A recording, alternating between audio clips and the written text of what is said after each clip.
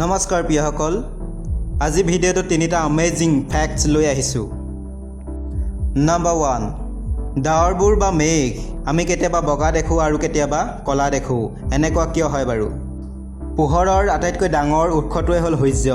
সূৰ্যটোৰ ৰশ্মি আহি যেতিয়া পৃথিৱীত পৰে, তেতিয়া ৰশ্মি ডাৱৰ লগত বিক্ৰিয়া ঘটে। ডাৱৰত থকা সৰু সৰু পানীৰ কণিকাবোৰে সূৰ্যৰ ৰশ্মিত থকা সকলো ৰং পৰিৱৰ্তন কৰি দিয়ে। সকলো ৰং পৰিৱৰ্তিত হ'লেই মেঘবোৰ আমি বগা দেখা পাওঁ।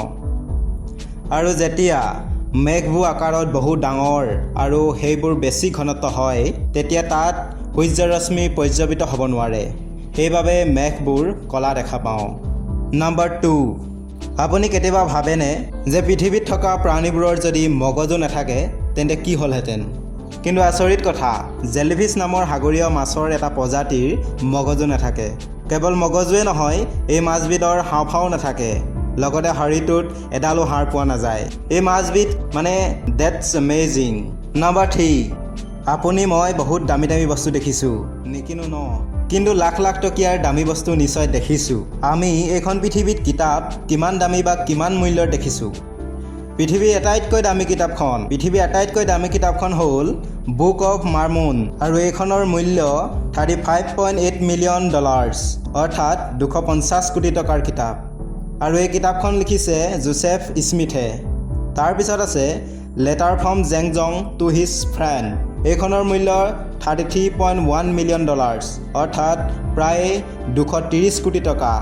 1 কোটি নহয়, 2 কোটি নহয়, সম্পূৰ্ণ 230 কোটি টকাৰ কিতাপ। কৃষ্ণ প্ৰভু।